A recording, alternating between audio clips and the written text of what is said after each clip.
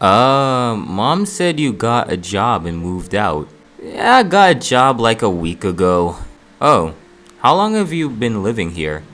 About 3 years. 3 years? Isn't that how long I was out for? Listen, Greg, you're not supposed to be around me. If mom and dad find out, they'd totally flip out. Just go home and tell them grandma wasn't here. Got it? Wait, I haven't seen you in 3 years and you're kicking me out? What's your problem? Rodrick sighed. I had a feeling he wasn't living here by choice. What did he do 3 years ago for all of this to happen? Look, there's a lot they're keeping from you, alright? And there's a lot I can't tell you, not with him around. With who around? Quit being vague! He sighed again, staring at the floor. Then his eyebrows lowered and he looked at me with a weird sense of regret. It was Dad who kicked me out, alright? And I'm not allowed to go back. I can't go into details right now. Why not? Because you'd hate me. Another silence grew between us. I was about to ask him something again when he tossed me some toy-looking phone and told me to call him by pressing the home button if I needed to, and to only contact him when mom and dad weren't around. I wondered why he didn't use something better. Because it's cheaper. By the time I got back, dad had already gone to his night job and I told mom the lie Rodrick made up. Oh right, I forgot that she had that day trip planned. She then asked why I was out for so long. I lied again and said that I went to the library to catch up on my education or whatever. She seemed ecstatic to hear that, thankfully. She went to the kitchen to get me some snacks as a reward, but she ended up getting distracted. Just my luck. Oh dear, looks like your father left his work bag behind. So instead of getting me a reward for my efforts, mom left to go give dad his briefcase back. Like he wouldn't survive one night without it. Whatever, I'm going to bed. Tuesday. Well, I couldn't find mom anywhere. I asked dad about it and he said she had to go run some errands. I couldn't get that visit with Rodrick out of my mind. Why was he completely banned from seeing me? Why did he get kicked out? Why does dad hate him all of a sudden? Well, I wasn't gonna get any answers by asking questions, that's for sure. Time to investigate. I managed to find a book of Rodrick's old pictures in his room. And after sifting through a bunch of toilet papered houses, I finally found something. It was a picture of me in a hospital bed. This is weird. This is so weird. Did Rodrick have something to do with me ending up in a coma? I decided to sneak into mom and dad's room to check out the family photo album in case I'm missing something.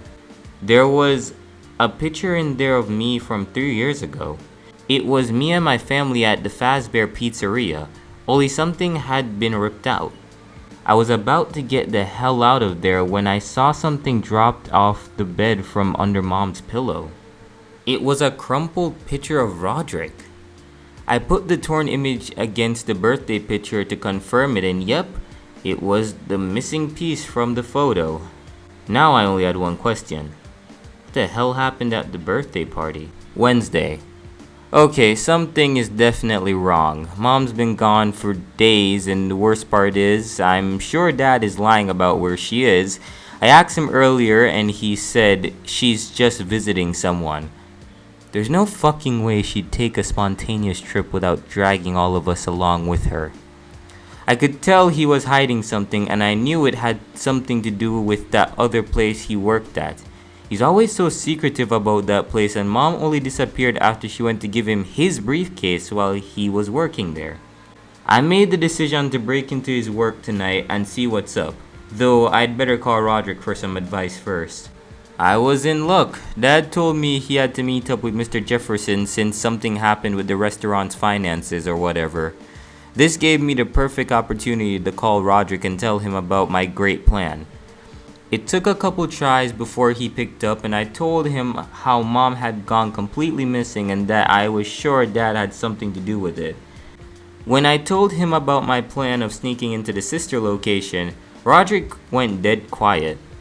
Don't be stupid, Greg. You'd get into serious trouble messing with dad's business. You don't understand. Why would he go to such lengths to keep whatever he's doing a secret if it wasn't something bad? Well, if mom's in trouble, you'll only be putting yourself in danger by going there. You just got out of a coma, for fuck's sakes, Greg, don't try anything stupid. I heard Dad's car pulling into the driveway, so I had to end the call early. Listen, Greg, call me tomorrow as soon as Dad's away. There's something I need to tell you face to face. I managed to hide the phone just before Dad got through the door. He seemed pretty mad. Apparently Mr. Jefferson was making him do all the work around here. I'm glad Rowley will probably end up working for me in the future and not the other way around. Bro, how you gonna be a narcissist and you in a coma for 3 years, man? No character development. I spent all day thinking about what Rodrick said, but I decided my idea was probably more effective. The plan was, I was gonna hide in the back seat before Dad heads to work. I tried to find a more secure way there, but to be honest, I'm not really sure where the location is. My main concern is getting left behind somehow and getting stuck in that creepy robot factory overnight.